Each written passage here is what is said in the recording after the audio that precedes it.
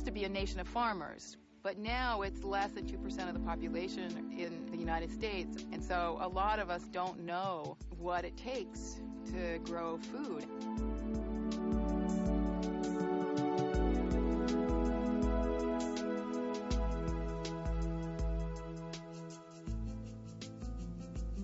Over 12,000 years ago, people began planting and saving seed.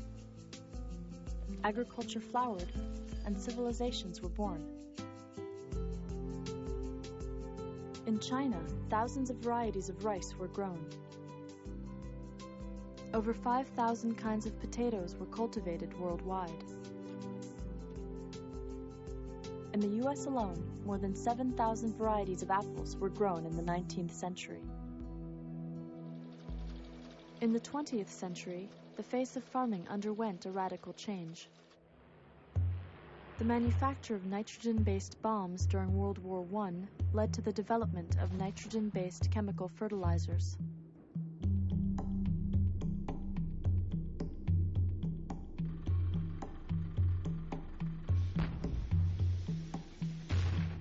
Nerve gas, developed during World War II, was slightly modified to make insecticides.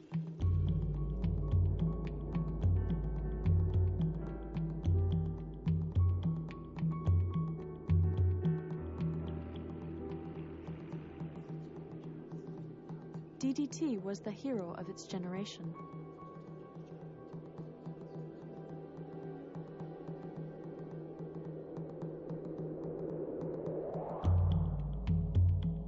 New technologies promised higher yields, increased food production, cheaper prices, and greater availability.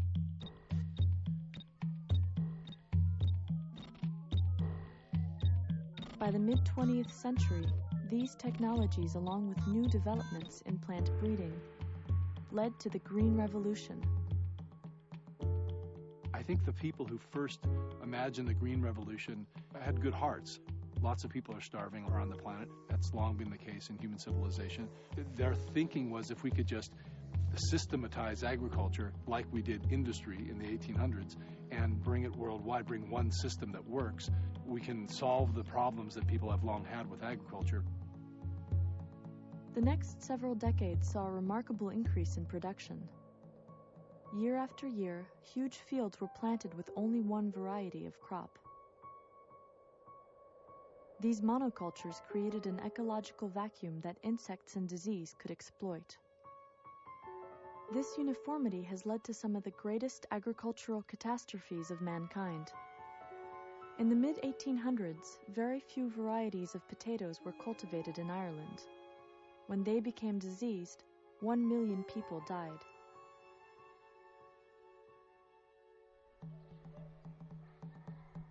When the same potato blight attacked Peru, they suffered fewer consequences.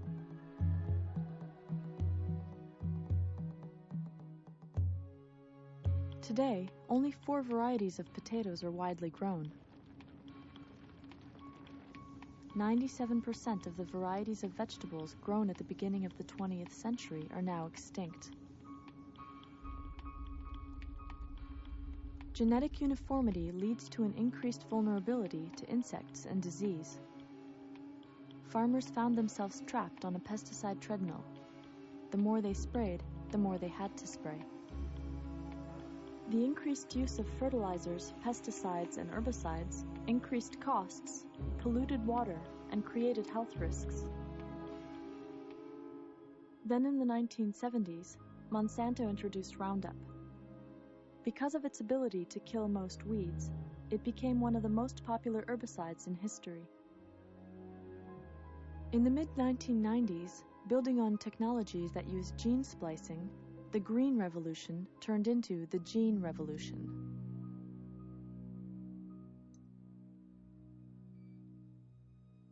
Capitalizing on the new technology, Monsanto genetically modified its seeds to be Roundup ready.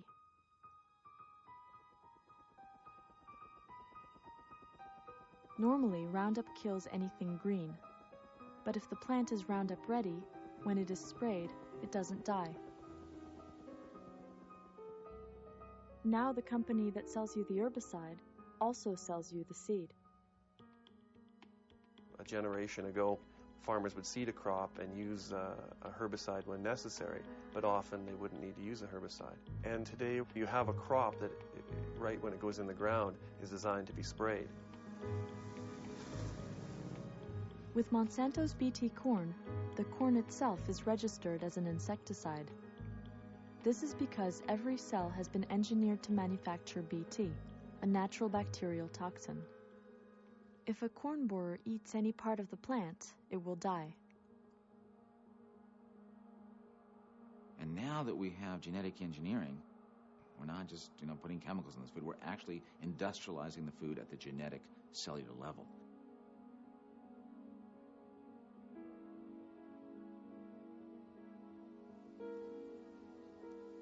One of the most controversial aspects of the gene revolution is the patenting of seeds. There was a very good reason why for virtually 200 years the Patent Office and Congress did not allow for the patenting of life. The right to patent is guaranteed by Article 1 in the Constitution. Food crops were deliberately excluded from patenting on moral grounds. Starting in the 1930s, plant breeders were given the right to patent their work.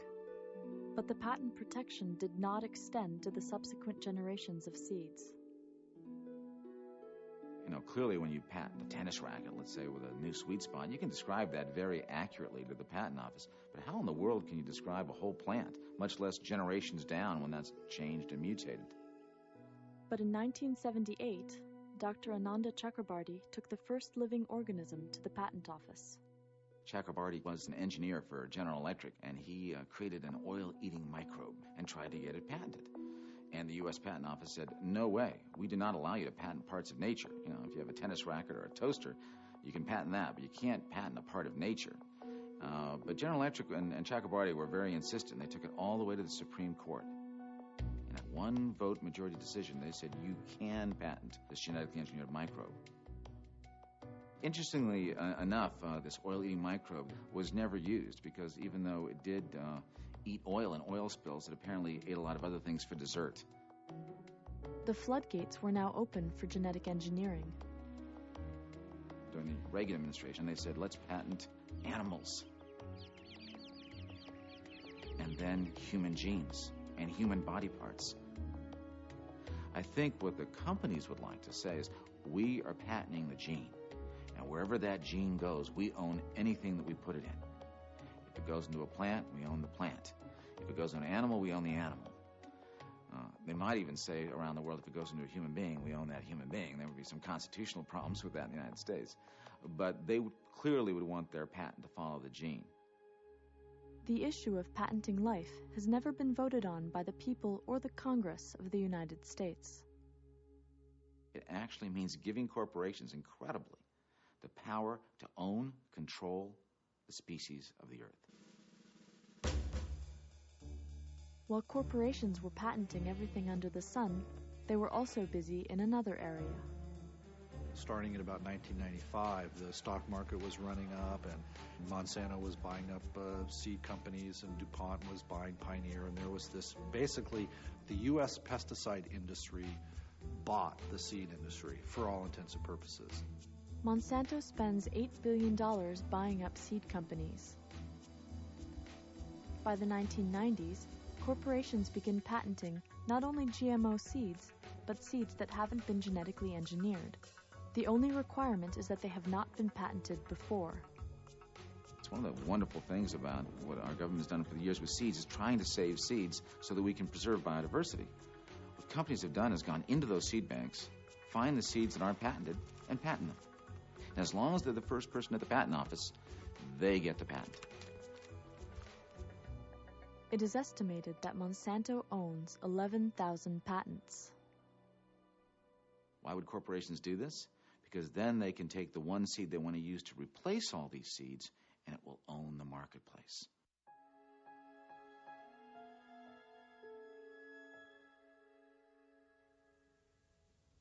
In Canada, the question of patenting landed directly in Percy Schmeiser's field.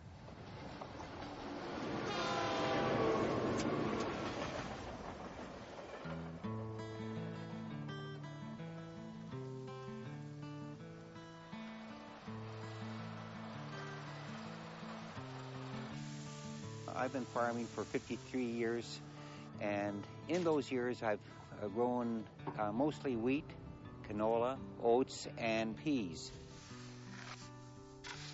This field has had wheat, and the field behind me has canola in it, or rapeseed as it is known in Europe. When our grandparents came to this country, there was no such thing as chemical companies or seed companies, and they had to rely and develop their own seed, borrow seed from their neighbors, or bring it from Europe with them. Percy was known in this part of Canada as a seed developer and a seed saver. I would say that our best grains, our best seeds, have not been developed by research people or scientists. They have been developed by farmers. In 1997, Percy sprayed Monsanto's Roundup around the power poles and ditches as he had done for years.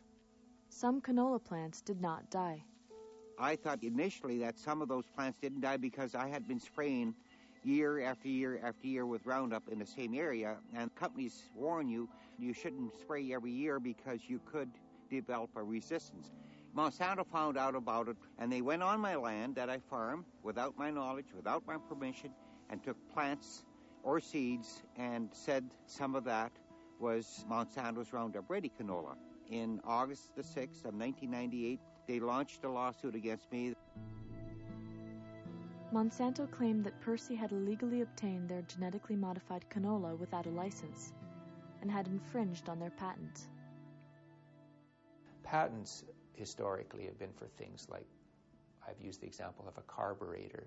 Well, a carburetor doesn't get up one day and start replicating itself everywhere and introducing itself into your car so that all of a sudden you have somebody else's carburetor one morning and then you get sued for patent infringement. So that's the unique nature of this type of technology, that once you've unleashed it into the environment, uncontrolled and unconfined, it will spread everywhere. Before the main trial, Monsanto withdrew then all their allegations against me that I had ever obtained a seed illegally. And they went on to say that it didn't matter how the seed got on to my land, I still infringed on their patent. Because my land is on the east side of the road, the main road, the prevailing winds here are from the west. So it would be natural for the canola that blew off of trucks to land in the field here. In fact, one farmer told me that when he drove past my land hauling a Roundup Ready canola, his tarp had broken, and he estimated he lost enough past my 2 miles of land to seed 2,000 acres. Well, I think one of the biggest issues in the case is where to draw the line between the people and the companies who produce and come up with this new technology. The line ended up being drawn way into the farmers' fields. And our contention was the line should clearly be drawn such that farmers have a right to continue to farm. They should be able to save and reuse their own seed. They should be able to buy seed, conventional seed, from their neighbors as they've had in the past, without having to worry about whether they're infringing somebody's patent now. 1999, when I went to seed my canola fields, I was advised by my lawyer not to use my own seed again because I now knew it was contaminated by Monsanto's genetic altered canola. And it was seed that was adapted to this region and grew quite well because it was resistant to various diseases. Percy destroyed over 1,000 pounds of seed that he and his wife had developed over decades. The lawsuit and my loss of my seeds was the hardest thing that could have ever happened to us. Now here Monsanto comes along, what we worked for all these years, they just want to take it away just like that from us. I could never do that to go into their office and take anything. I would be prosecuted. And they can just come and do anything to the farmers just like they own them or so. It really is upsetting. And I feel they've taken my rights away and my privacy. And we're not the only ones they've been doing to, it's many others. Why are they prosecuting so many of these little farmers? Well, they're only maybe worth a couple of 100,000 when they're such a multinational company. Why? Is it greed, or is it they just want to control all the seeds? Percy was not the only farmer accused by Monsanto. In the summer of 2000, my family and I were discussing how rude we thought it was that Monsanto never sent us a letter or thanked us for cooperating with their investigation into our business. We were stunned when in late July of the year 2000, we received a letter from a law firm in New Orleans that was representing Monsanto Company, accusing us of infringing on their patent. Every accused grower in the United States that I have talked to had nearly identical stories. They come and test your crop. The farmers that have nothing to hide figure, well, they'll find that we didn't plant this crop that they say, and they come back over a year later and accuse you of this when the farmer can't go back and take crop samples and disprove them. Monsanto had told us that they had sampled all 3,850 acres of our soybean crop. The samplers would have had to have been gathering one sample continuously every 20 seconds. After examining the testimony that we gave, realized their story didn't add up. Now they changed their story, saying they only took a handful of samples per field. Are we to assume that they were lying in their first attempt to extort money from us, or are they lying now? Estimates are that Monsanto has sent out 9,000 letters to farmers. Most farmers choose to pay to avoid lawsuits. Even so, there are 100 active lawsuits in the United States alone. When the farmers do settle with Monsanto, they have to agree to never discuss their settlement. We feel that we were profiled by Monsanto because of the size of our farm, and that they wanted to try to make an example out of us to scare other farmers into never saving their own seed, to be too scared to save their own seed.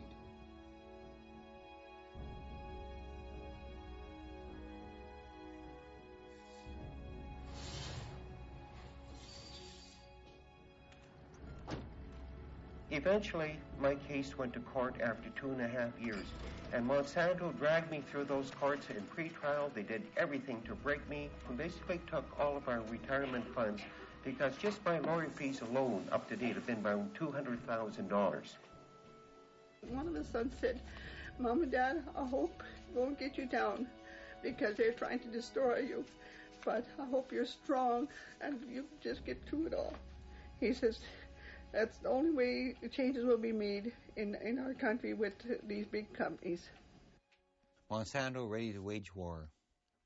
Schmeiser's case opened the door for Monsanto to pursue other patent breaches. A lot of people have asked me why I didn't just settle. I probably could have settled for maybe a slap on the wrist or maybe a few $1,000s fine. But what I did was talk it over with my wife and said, look, they destroyed our seed, everything we've worked for in the last 50 years.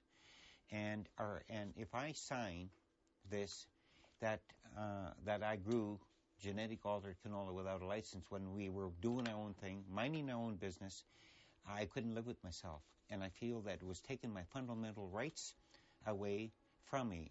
My grandparents left a system like that way back turn of the century to get away from control and a feudal type system. Are we going to want to go back to that? And we said no. We'll fight it and stand up for what we believe in.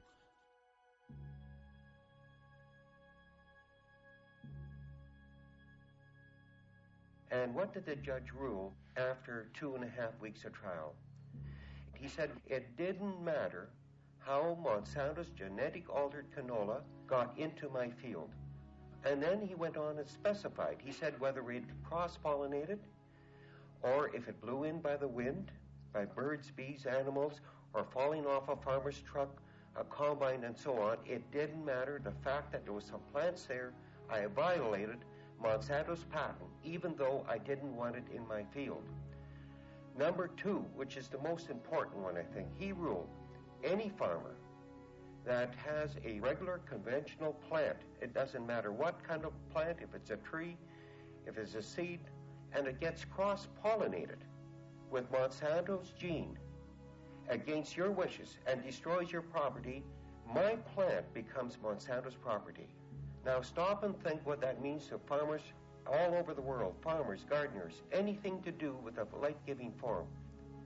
The third issue, he ruled, the fact that I never use Monsanto's patent, which means I never use Monsanto's Roundup Ready herbicide or glyphosate on my crop, he ruled that's immaterial. He said the fact was that there were some plants there. So that shows you the power of patent law over farmers' rights. If you go and look at a canola field that's 1/2 GMO, 1/2 regular canola, you will not be able to tell the difference between the two. They grow the same, they act the same. The only way you'll be able to discover it's there is if you go spray Roundup. Well, what you killed is your own, and what survived belongs to Monsanto now as a result of this case.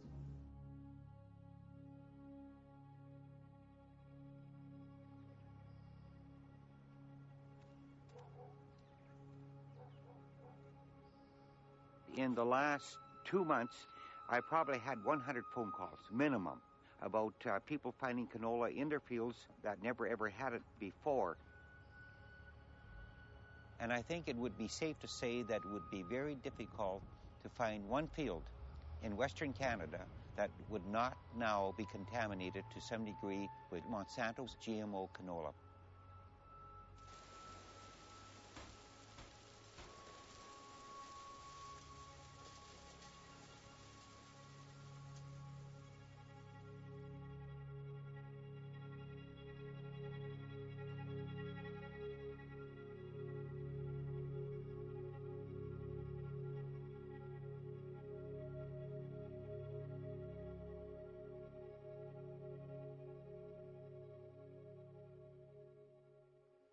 There's an old sort of ethic that emerged in agriculture communities, and I grew up with that ethic.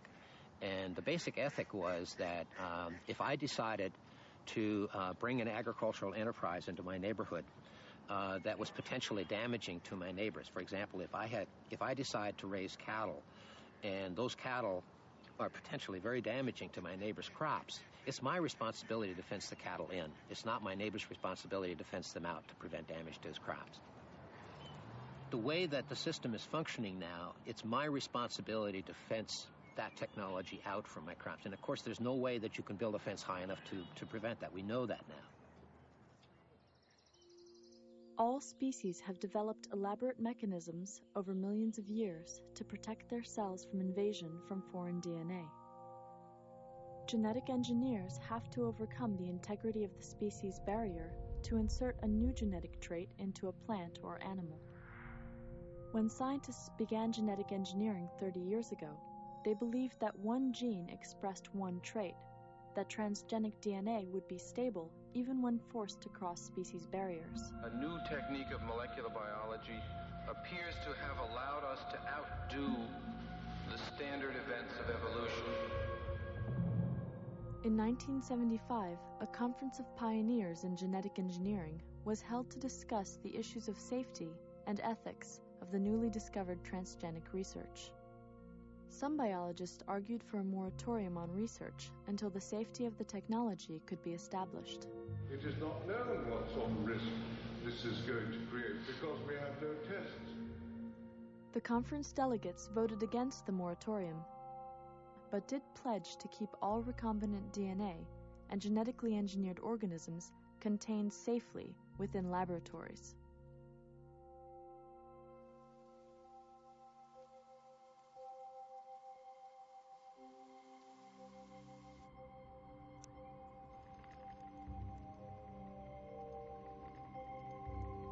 Currently, both agriculture and medical biotechnology use genetic engineering. Medical biotechnology has created many life-saving products.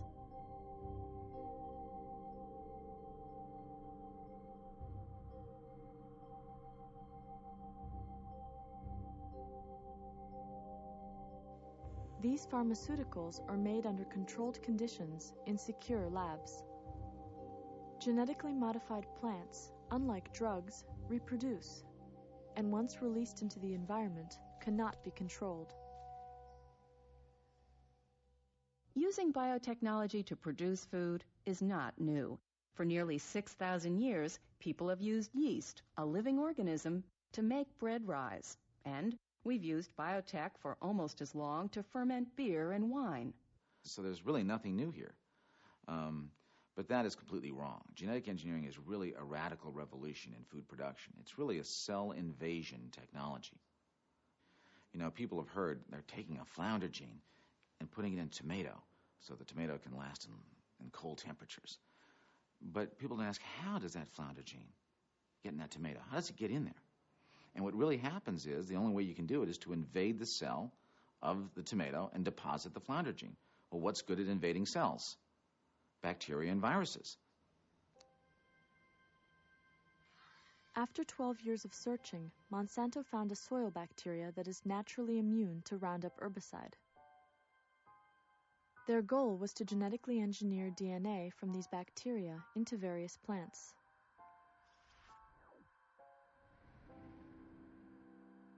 They cut out a sequence of DNA that is resistant to Roundup. But if this DNA sequence alone is inserted into a corn plant, it will have no effect.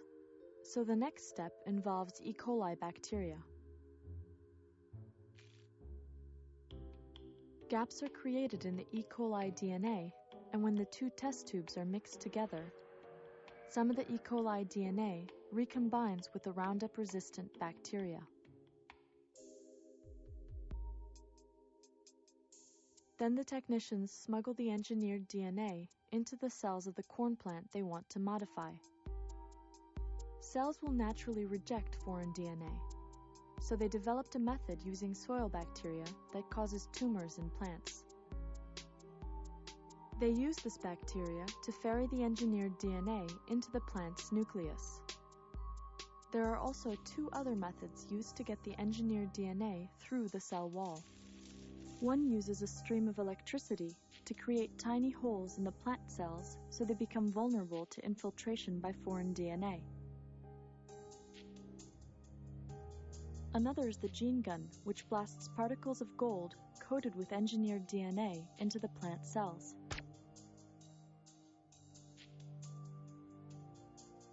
Each of these three methods needs a promoter gene that turns on the desired characteristics. The promoter gene is often extracted from the cauliflower mosaic virus. This capacity of bacteria and viruses to invade mammals in different ways is what really has a lot of people edgy about biotechnology, because that's really what the tools are all about. In order to move genetic material from one organism to another that don't normally cross, you've got to sort of behave like bacteria and viruses and invade into the cells and become established, just like a virus must become established. And they do one more thing. They attach to that an antibiotic marker system.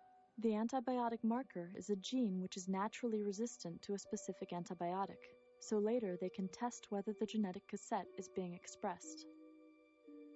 The most cataclysmic force in the food system right now is the fact that the medical community is just terrified about the loss of antibiotics. No one really understands how using antibiotic marker genes in genetic engineering techniques might contribute to the problem. The biomedical community on a worldwide basis is absolutely focused on this problem now.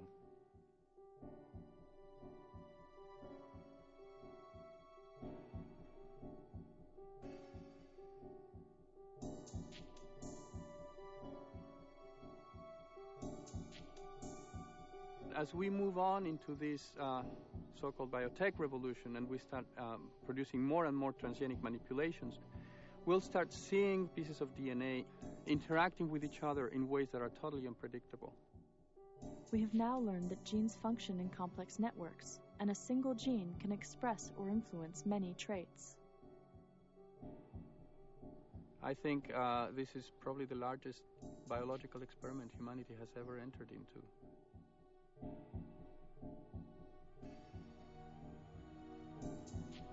The Flavor Saver tomato was the first genetically engineered food to reach the public. Calgene, the corporation that produced the tomato, had done 3 voluntary feeding studies on rats and found lesions in some of the rats' stomachs. Over the objections of several government scientists, the tomatoes were approved in May 1994. The flavor-saver tomato didn't hold up in shipping, and consumers didn't like it, so it was taken off the market. The first time many Americans became aware that genetically modified foods were part of their everyday diet was in the year 2001. Last fall, during lunch with co-workers, Grace Booth enjoyed 3 chicken enchiladas. The food, she recalls, was very good, but then something went very wrong. I felt my chest getting tight, and it was hard to breathe. She didn't know, but she was going into shock. What are you thinking at this point? I thought, oh my God, what is happening to me? What is going on? Something is very, very wrong. I felt like I was going to die. In the emergency room in nearby Oakland, the diagnosis was severe allergic reaction. And from here, Grace Booth's story reached official Washington. At the time, the national corn market was in an uproar. Starlink, a gene-modified corn not approved for human food, had been found in taco shells, and recalls were emptying the shelves of corn products. The fear was possible allergic reactions. If I want a bowl of cornflakes, I want to know that it's safe to eat a bowl of cornflakes. Do you feel that level of safety right now? Absolutely not. It is almost inevitable that there have been thousands of people that have had from a very mild to perhaps serious allergic reaction to Starlink, If it had not been for public interest organizations going in and testing that corn on our own, doing the government's job for it, this scandal would never have come out, and this potential health risk to humans never would have been discovered. There are 3 government agencies which are responsible for the safety of GMOs. The Department of Agriculture is responsible for assessing the environmental impacts of GMO crops and regulates GMO field testing. But a study of over 8,000 GMO field test applications showed that the USDA did not require a single environmental assessment.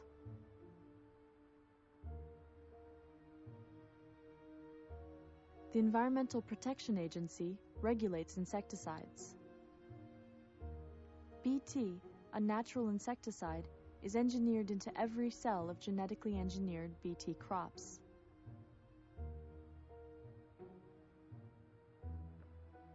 The Food and Drug Administration is responsible for food safety. Any novel substance in food must be tested. When the biotech companies went to get regulatory approval, they did so on the basis that what they were doing was substantially equivalent, was the term which was being used, substantially equivalent to classical breeding practices, and therefore it should not be regulated in any way. At the same time, however, companies have insisted on patenting their products, and in order to get a patent, it has to be different than anything else. So on the one hand, we're saying it's very different because we don't want to patent it. On the other hand, it's substantially equivalent, so don't bug us with regulation. Substantial equivalency is obviously nonsense. These, at the cellular level, again, these foods have bacteria, viruses, new genetic constructs that no other foods ever had in history. They're clearly not equivalent. Since GMOs were considered substantially equivalent to regular food, they fall into the GRAS, or Generally Recognized as Safe category, and the government does not require testing or labeling. To me, one of the most incomprehensible things about U.S. policy is that we do not even require the labeling of genetically engineered foods. Many of those GMOs are in the form of corn syrup and soy lecithin. In 2002, a concerned mother in Oregon put a couple $1,000s into an initiative to label GMOs. How can we trust the same multinational corporations that told us that PCBs, DDT, and dioxin are safe? They don't even want us to know what it is that we're eating. The FDA ignored their own scientists' warnings about the dangers of genetically engineered foods. This is our children's future we're talking about. Let's join 25 other countries that require labeling. It doesn't cost their farmers or consumers anymore. Vote yes on 27. Let's label genetically engineered foods. The measure was defeated by the $4.6 million industry campaign that features a farmer who resembles the mother. The last thing we need is more government red tape, more bureaucracy, and higher costs. But that's exactly what Oregon farmers, consumers, and taxpayers would get if Measure 27 passes. Poll after poll has revealed that 80 to 90% of Americans want GMO food labeled. But the Genetically Engineered Food Right to Know Act that Representative Kucinich, Senator Boxer, and others have introduced every year since 1999 is still waiting to be voted on by Congress. The public in Europe has reacted with anger and concern at the idea that genetically engineered food products will be on their supermarket shelves. The latest polls showed at least 75% of the European public do not want genetically engineered food. In response to demand from their citizens, all 15 countries of the European Union adopted rules requiring the labeling of genetically engineered food. But I think there's a very good reason why the corporations have fought so hard against this labeling. It isn't just about consumer choice. Without labeling, there's no real traceability for the health effects of genetically engineered foods. If you're a mother and you're feeding your baby infant formula, and it's not labeled that it's genetically engineered with soy, for example, and your child has a toxic or allergic reaction, there's no way you're going to know that that was caused by genetic engineering because it's not on the label. If, however, it is on the label, then you can say, you know what, maybe that contributed to this response in my child. You go to your doctor records it, and there's traceability, and we can begin to get a database on the health effects. And of course, once that database is created, then we have liability to the corporations. So they're opposing labeling, not just because it creates choice and they're afraid that their products will not be bought, but also because labeling is the key way we can trace the health effects of genetically engineered foods and the key way to get the corporations liable for these health effects.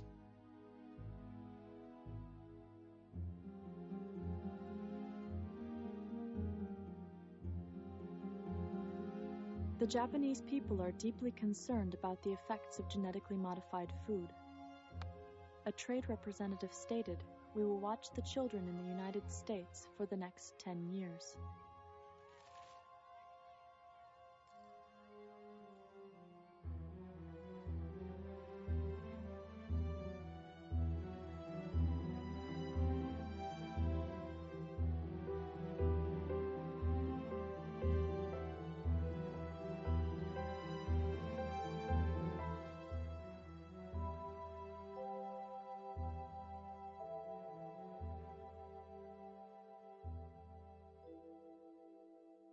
In addition to claiming these products were safe, the biotech industry claimed they would increase yield.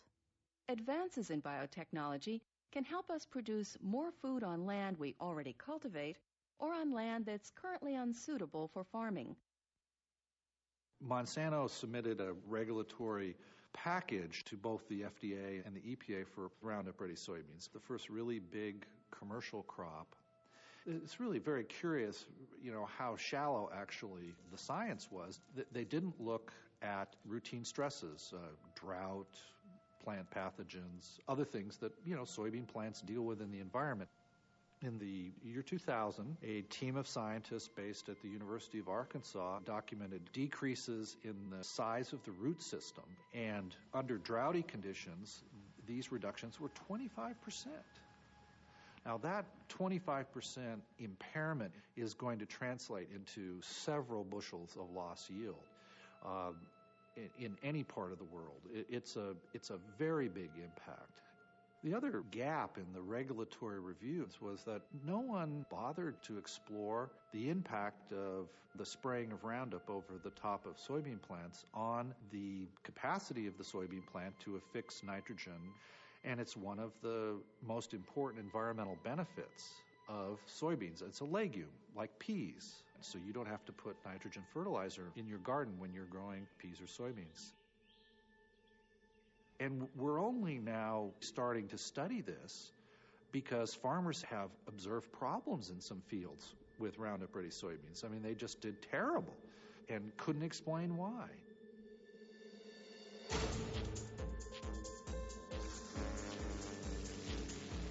One of the biggest threats to yield comes from superweeds, weeds that have become resistant to herbicides like Roundup. In 2003, mare's tail, a superweed, spread into 21 states. Now farmers have to use dangerous chemicals such as 2,4-D, which is similar to Agent Orange and has been proven to cause birth defects. Instead of spraying less, they are spraying more.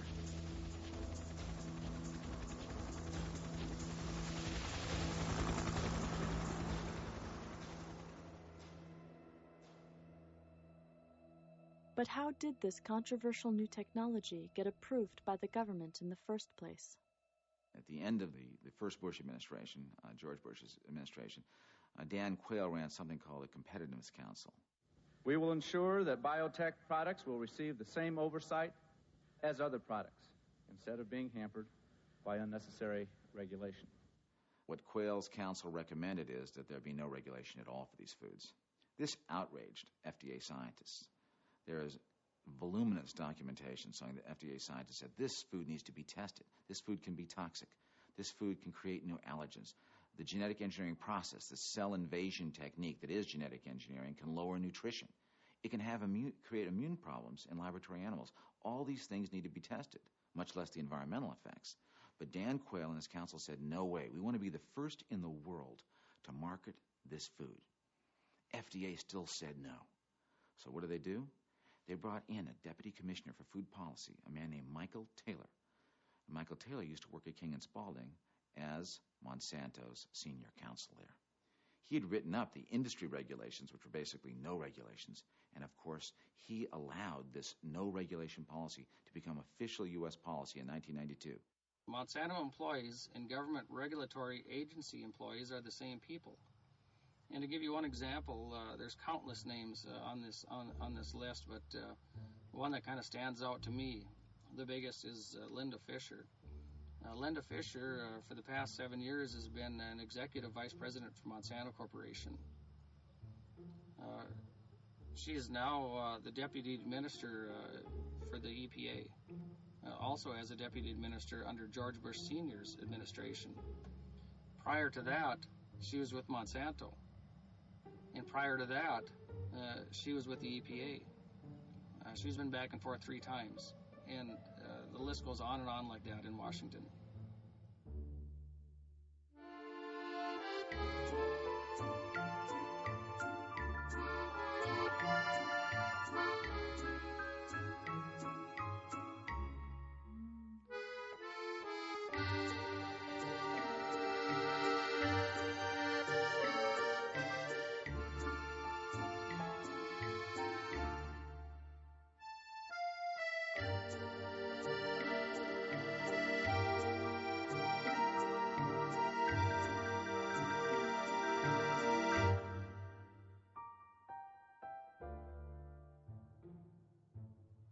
I have written a letter to our Attorney General, John Ashcroft, and I begged him for help with this monumental crisis that farmers are facing and we're facing. His response was that it is not their policy to get involved in private litigation matters.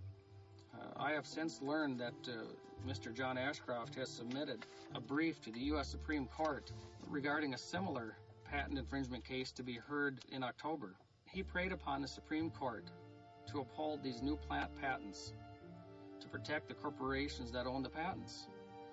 Upon learning this, I also learned that Mr. Ashcroft had received the largest campaign contribution that Monsanto gave any 2000 political candidate in his failed bid for Senate re-election.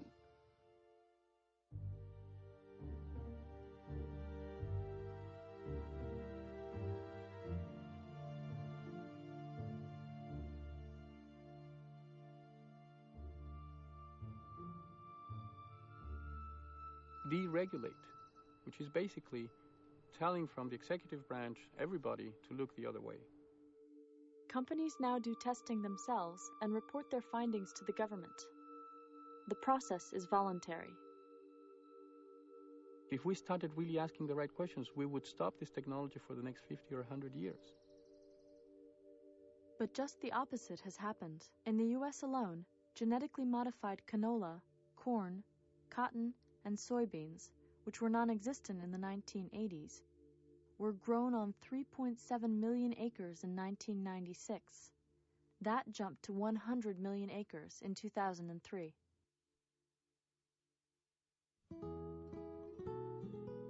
In 1998, Mexico banned the planting of genetically engineered corn to protect their agricultural heritage. In Mexico, there are literally hundreds of varieties of corn.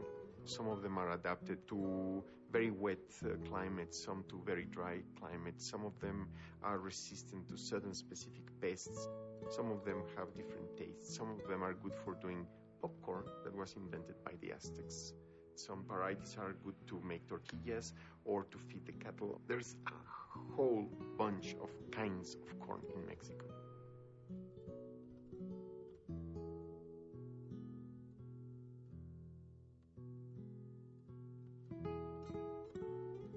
Around 7,000 years ago, the people who lived in Mexico started domesticating maize, or corn, and an intimate relationship developed between humans and the plant.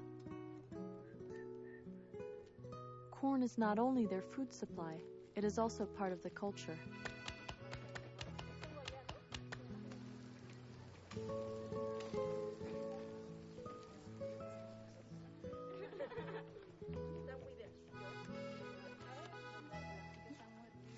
In the mountains in Jalisco, the farmers plant on purpose their cornfields near areas where the wild corn grows, the teocintle. And the reason why they do that is because they know perfectly well that they get resistance to pests transferred from the wild strain into the cultivated strain. We don't know which parts of that diversity are going to be useful, and we need to preserve them all. Now, most of the diversity for crops is contained within so-called land races.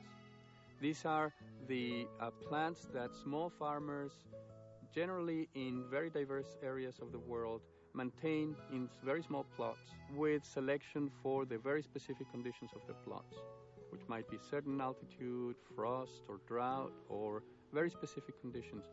That is really the basis of diversity that we are continuously tapping from to maintain our commercial production of crops, to feed the world, basically.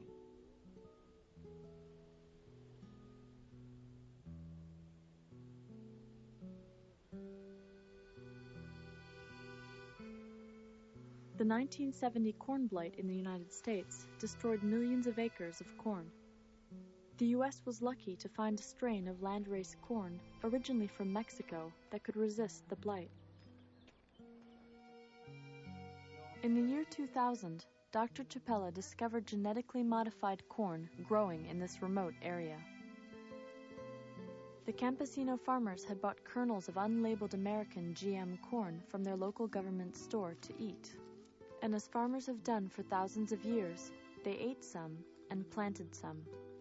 Farmers make no difference between seed and grain for the obvious reason that grains are seeds and are viable seeds. They have a little embryo. They have the little baby inside the seed, and if you put it in the ground, it will germinate. The genetically modified seed crossed with the landrace corn, and contamination entered the gene line of this ancient grain. Ese maíz se come, se está vendiendo a toda la población y en todo México, supongo. Porque no saben en realidad qué consecuencias pues puede tener. Es un maíz para consumo humano. Entonces, ¿cómo va a ser malo, no?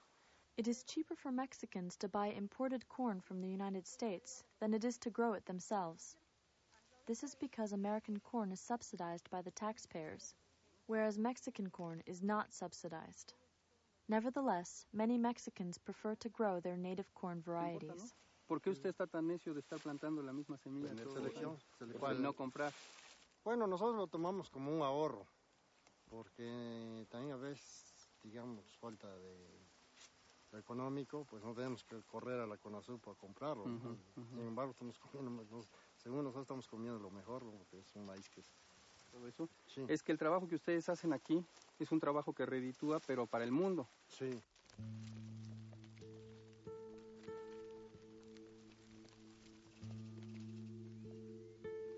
The farmers said, if we do have transgenic elements in our corn, is it going to be like our colleague in Canada? Will the multinational companies come and demand payment for the presence of the gene?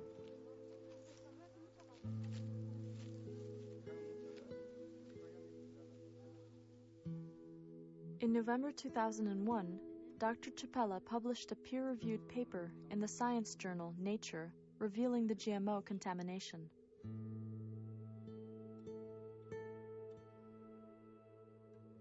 We took this very seriously from the beginning, and we have been doing studies and collecting samples and sending them around, trying first to duplicate Ignacio Chapella's results, which we did, and now going a step further and identify this problem. This is an issue that is a bit contentious because we didn't want to in any way jeopardize our genetic heritage. The first thing is we didn't want that to happen. Whether that is going to have other consequences, well, that's a matter of debate. The fact is those sequences were not supposed to be in those corns, and they are now. And that's a big problem for us.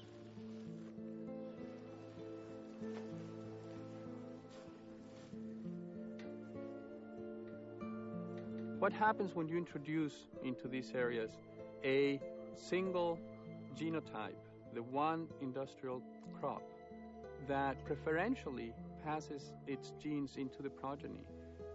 What happens is basically you crowd out that diversity. And this, in the long term, is a major threat to food security. Not only for those people who live there, but also for us, also for our industrial production of food. If we do not have access to those genetic resources, we're going to be facing challenges that we are not going to be able to solve. It is not just genetically modified corn that has raised patenting issues in Mexico. Current international system of patents does not protect in any way traditional knowledge, and we have had a number of problems in Mexico related to that. I think there are 3 or 4 applications for patents for tortillas. Like it was a new thing, like somebody had invented tortillas, which of course have existed for 3,000, 5,000 years, we don't know. First of all, some people will debate, and I think it is a worthwhile debate, if life should be patented at all. And that's a discussion that humanity as a species hasn't done properly. And it is a sort of pending homework, something we need to do.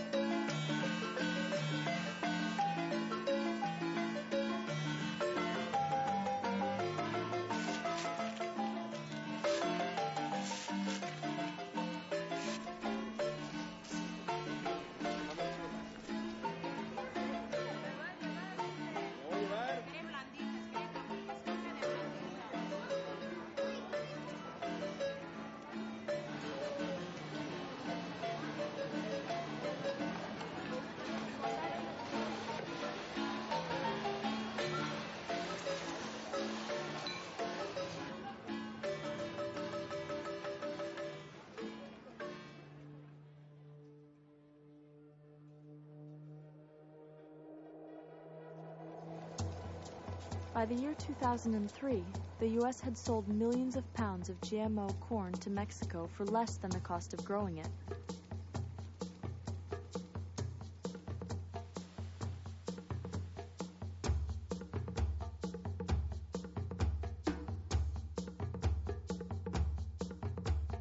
Around the world, resistance was mounting against the U.S. exported genetically modified crops.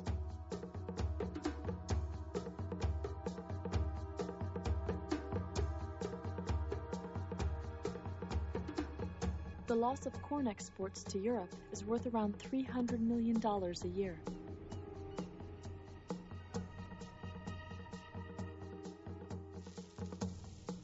This has only compounded the farm crisis in North America.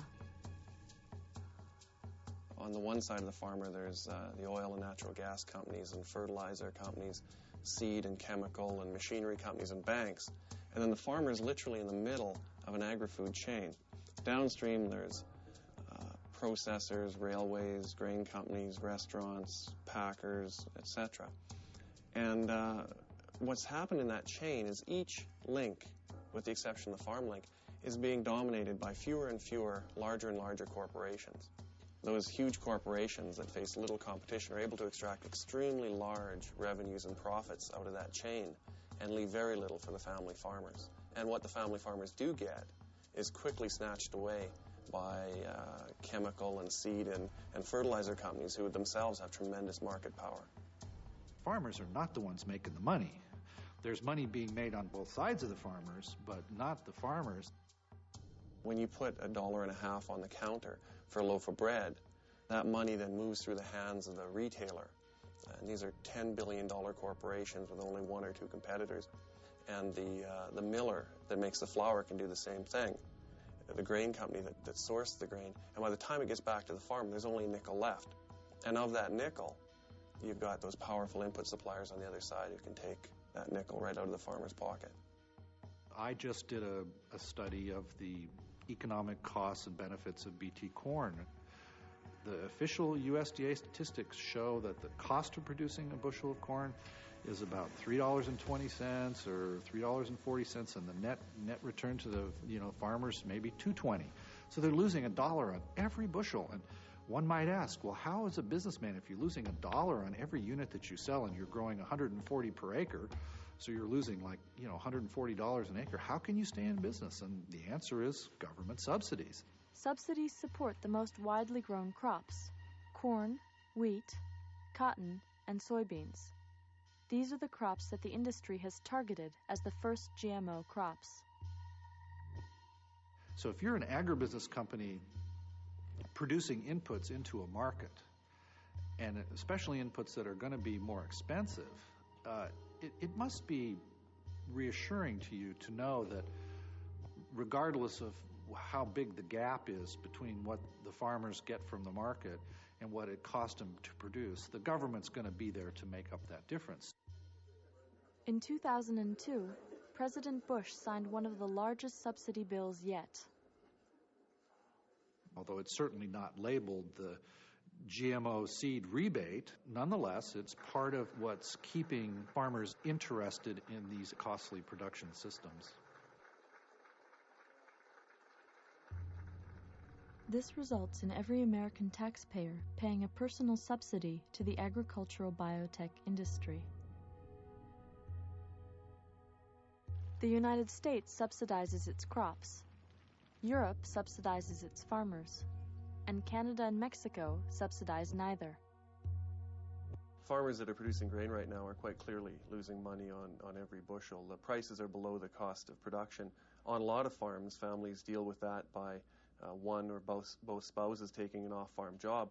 And the irony is they bring that money back to the farm and use it to pay those input bills. So you literally have the case where small family farmers and their spouses are working off-farm and subsidizing Monsanto and chemical companies, fertilizer companies with that money.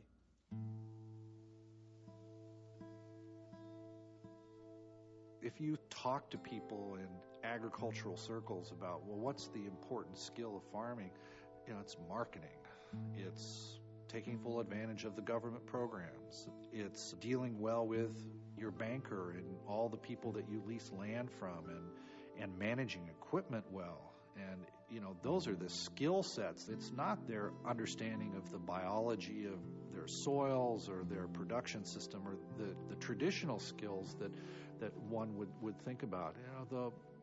What it takes to be a farmer in America today has really changed. And the skill set of farmers has become divorced from the managing of this biological process, which we call food production.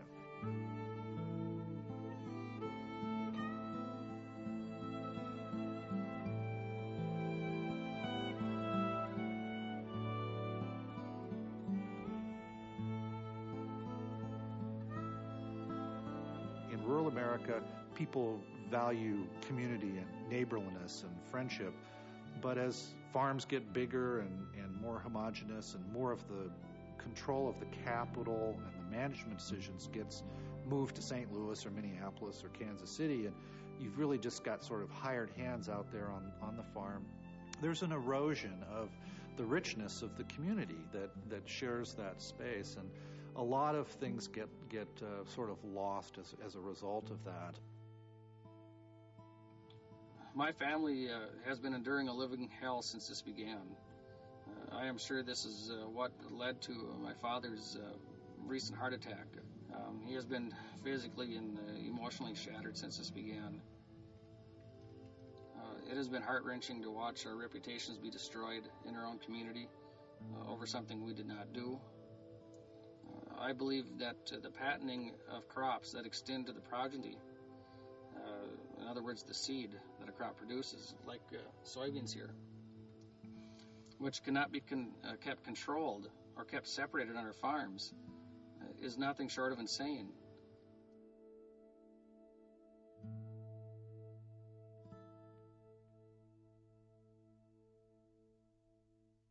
A lot of people in the industry try and paint a picture that, listen, 60% of our food is processed food, has some genetic engineered, product in it, so forget it, it's over. Your resistance is useless. Well, this is nonsense. The vast majority of our foods, the wheat, the rice, our fruits, our vegetables, are not genetically engineered. The vast majority of the food we eat is not genetically engineered. But right now, probably the key issue is the current controversy over genetically engineered wheat.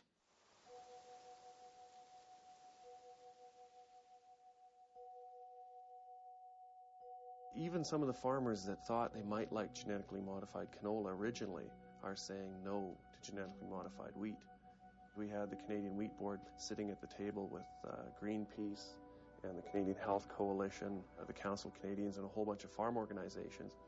And they had a news conference to release a letter to the Prime Minister that said, we don't want GM wheat. And that letter was signed by an additional 200 organizations. Genetically modified wheat is a very, very serious concern for us up in North Dakota, and we have 124 acres of GMO wheat planted in research plots throughout the state. We don't know where those research plots are, although that's proprietary information. So there's already the potential for contamination.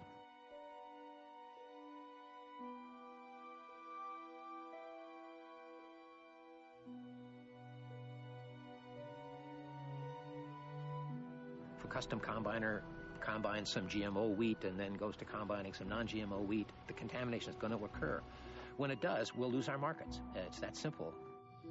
What Monsanto told our legislature here in North Dakota was that if they attempted to put a moratorium on the introduction of this wheat, that one, they would pull all of their research dollars out of our state and our universities, which I quite frankly was very happy to hear, and two, they would file a lawsuit against the state of North Dakota for anti-commerce. This was the way that they tried to sell us, the state, a new product.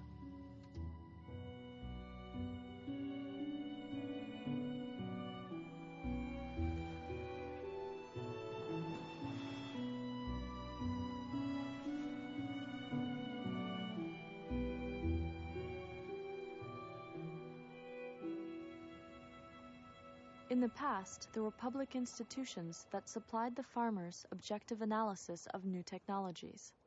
Universities started playing an important role in asking questions about this back then in the 70s, but soon enough it was evident that we did not want to have universities asking questions. So there was a big influx of money from industry to support research at universities, and that led to research that was favorable to the development of the industry and publicity that was simply promotional of the technologies. The reality is that in our land-grant university system, and certainly in the U.S. Department of Agriculture, there's a small tolerance for people doing research that directly challenges the conventional wisdom.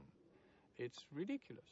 The recent work that we've done on the movement of transgenes in corn in the Centers of Diversification was run on $2,000. Compare that to $25 million coming the other way in exactly my college. And that is the only piece of work that I know is actually happening. The biotech industry aggressively attacked scientists whose research questioned the safety and impact of genetically modified crops. Renowned scientist Dr. Arpad Pushtai was suspended 2 days after discussing his research that raised questions about the depressed immune systems and growth of rats which had been fed genetically modified potatoes.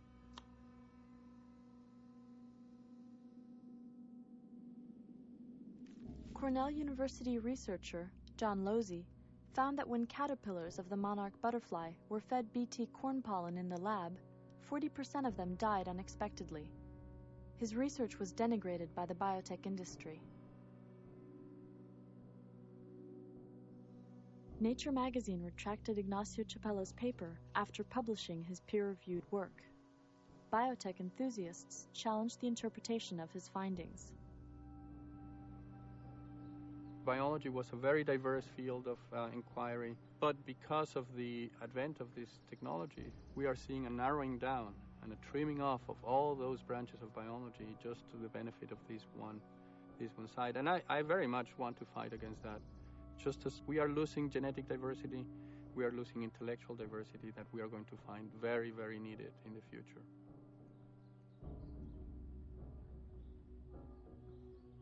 The conventional wisdom in the U.S. today is that ag biotechnology is progress. There's not a lot of encouragement for young scientists to carry out research that might raise questions about that basic judgment. The corporate control of genetic research is not limited to the field of agriculture. They allowed the patenting of one of the genes responsible for breast cancer. And many researchers who'd been working on a cure for breast cancer were no longer allowed to use that gene in their research because another company had patented it and charged them very, very high fees.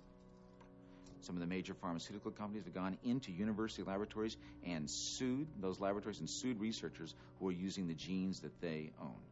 This is probably the largest private takings of what should be the commons that we all own in common that you could possibly imagine.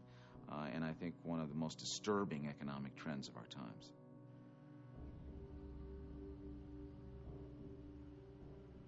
While biotech companies take over on an intellectual level, and genetic engineering takes over on a cellular level, multinational corporations are taking over worldwide by consolidating our food supply. The combination of Kraft and Nabisco creates a real global leader in the food industry. Scale is a real advantage in this industry. As Kraft has proven, it increases both efficiency and effectiveness. The average citizen doesn't really understand both the momentum and the extent to which consolidation is taking place in our whole food and agriculture system. Just to give you a couple of examples, 80% of our beef products now are being processed by just 4 companies. In seed companies, the vast majority of the seed that farmers plant now comes from just 4 clusters of companies. And what's even more worrisome now is in the last decade, that same kind of concentration has been taking place in the retail sector. And Heffernan now projects that in the next 10 years, all of the food in the retail level in the world will be controlled by 6 retail firms, only one of which will be American, and that's Walmart. Now, that means that increasingly we're not going to have any choice about what's on the shelves in our supermarkets. What's going to be there is what some broker in a consolidated firm decides is going to return the largest profit.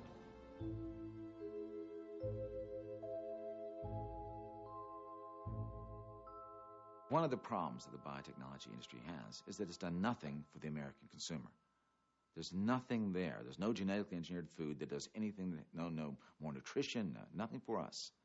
So how are they going to sell this technology to the American people? Well, they've come up with this idea that maybe biotechnology should be sold as the way to feed a starving world. With world population expected to increase by 2 billion people in the next 30 years, biotechnology could provide an important way to produce enough food. One major problem with that, the reason why about 800 million people starve every day, and that is a tragic fact, has nothing to do with the amount of food available. Most of these people around the world who are starving used to be farmers. But because of the World Bank and the National Monetary Fund giving huge loans to these countries could no longer allow for subsistence farming. They had to grow expensive export crops back to the first world to pay back those loans. So they kicked all these hundreds of millions of farmers off their farms. They end up in the Bhopals and the Mexico cities and the Brasilias of the world without money. They no longer are growing their own food, and they're competing for the scarce jobs available in the new industrialization of these countries. They are no longer food independent. They're food dependent. Amartya Sen, a Pulitzer Prize-winning economist, after a decade of work, pointed out again and again that the problem of hunger is not a production problem, it's an access problem. It's getting entitlement to food, not producing food, that's the problem.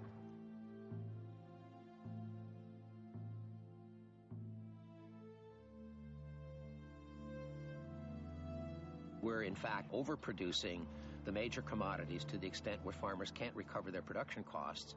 And so we have huge subsidies. You know, we have 800 million people on this planet right now who are malnourished in an era of overproduction where farmers can't recover their production costs.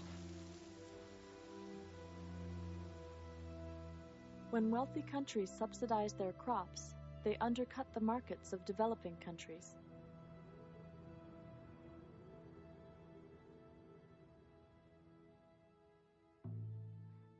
In 1994, on Christmas Eve, by the way, for the first time we said, you know what, we're going to try and have international rules on patenting. This was driven, of course, by the United States.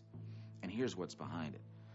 If you have gone into a third world country and you've patented a plant or a tree, the United States wants to be able to go back to that country and say, no one in this country, even though this plant originated here, can use it without paying us the patent fee.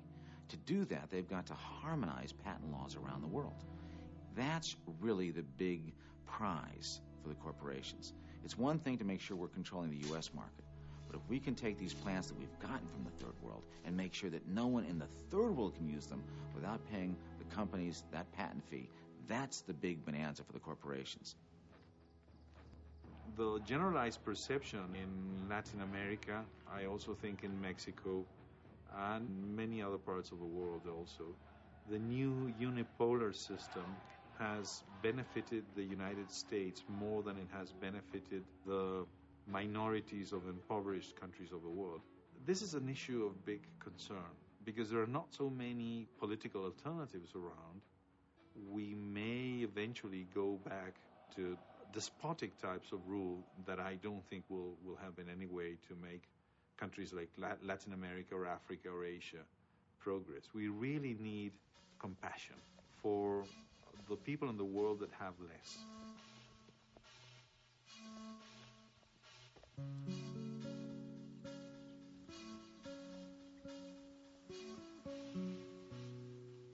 The resistance to globalization is that it stems from the insights of some people that, you know, the corporations, they want to be able to go in and make the money, but they don't want responsibility when things don't work out.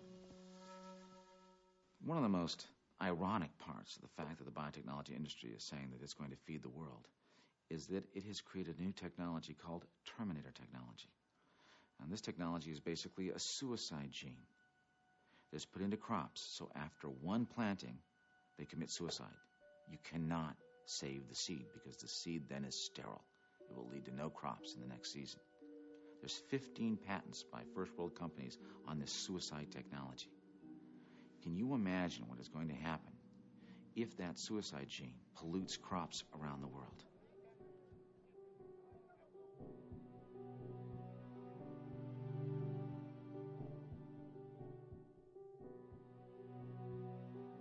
A few years earlier, a lot of people were saying, well, won't these technologies outcross into all species? And the promoters said, no, there will be no outcrossing. And then just in a few short years, they were back saying, well, okay, there is outcrossing, but now we have a new technology that'll help deal with that. And this, of course, raises the question, well, what about outcrossing of the Terminator gene?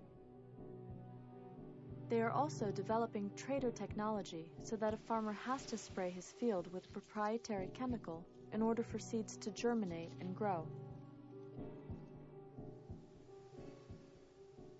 We have the potential of ending up with green deserts. where you don't see the difference. You know, the environment will continue to be green, but it is being transformed from inside.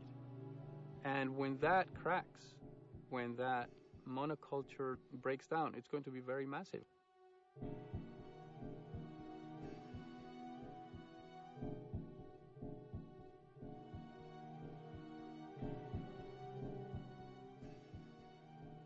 As we move into the future, what could we find on our supermarket shelves?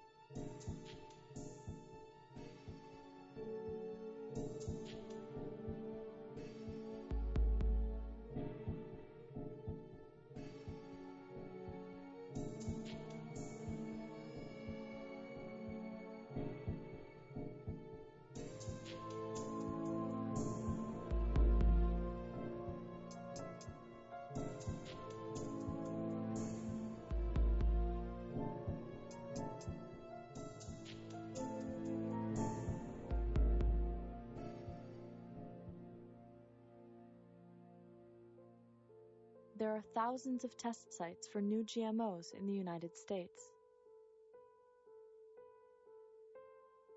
In 2002, the USDA condemned 50 million pounds of soybeans contaminated with GMO corn engineered to manufacture a pig vaccine.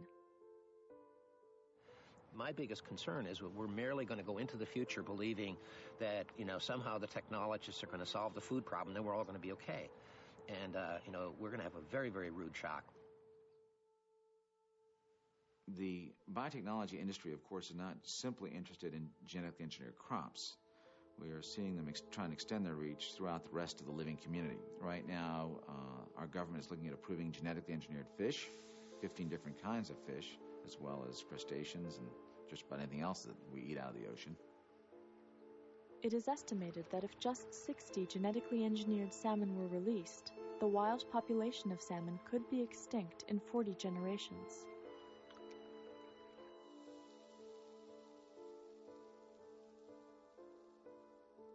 Genetically engineered livestock and poultry, and also genetically engineered insects and trees.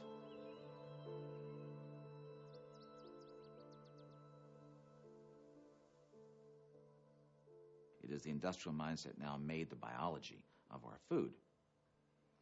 But something happened on the way to their future. People began to think about the consequences of our food system. And they said, you know what, we want a different food future. We want a different relationship to food, to the environment, to the farmer, to the worker, to our own bodies. What would it take to change the American food system to make farming sustainable and improve public health and environmental quality? What we're trying to do in sustainable agriculture is to use resources that are in the local ecology and recycle those resources within the system rather than taking resources from another system or another ecology and bring them in. And we should be using solar energy to fuel our systems as nature does rather than relying on imported petroleum or other resources. A century ago, people bought locally produced food. Today, food in a supermarket has traveled an average of 1,500 miles. Apples were grown all over America. Now they are shipped from China. This uses more imported oil and increases our dependency on other countries for food. The food from this farm travels an average of 50 miles. About 10 years ago, we started a program for Bay Area families where they can get a basket of our produce once a week. It's called Community Supported Agriculture. And our relationship with those families encouraged us to really diversify. And as a result, as you walk around this farm, you'll see that each field has many different things growing. There's fruits, nuts, citrus, there's grapes, as well as row crops like tomatoes and eggplant and corn. We've been farming organically for about 25 years because it is a system of farming where you are thinking about the human relationship to agriculture. You're thinking about primarily producing good food that you have no doubt about what character and quality it has, food that's healthy, that you have no doubt that my kids can eat, And so we've looked to evolve ourselves in a system that is diverse and healthy and sustainable. We have to respect nature's logic in all of this. We have to respect the millenniums of history that have gone into breeding. This is the work of thousands of generations of people who have plucked the wild onion, developed a little bigger one, chosen that over time. And it's not something anyone can say they own.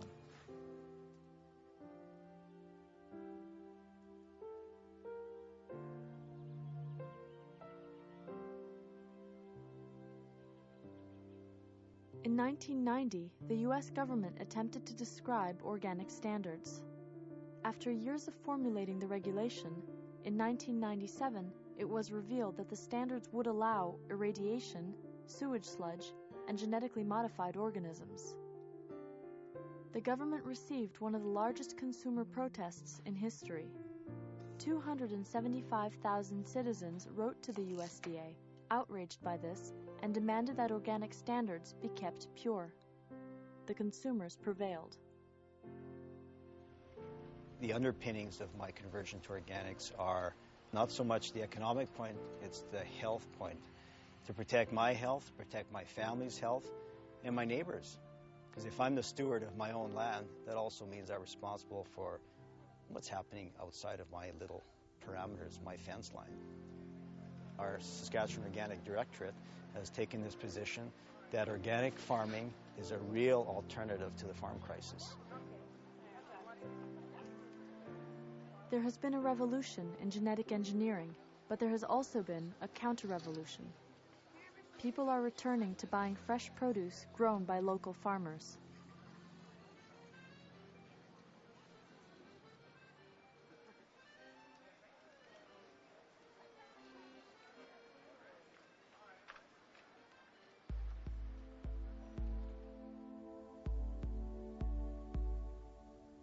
Organic farming, farmers markets, and community-supported agriculture are only 3 of the many alternatives to the industrialized food model.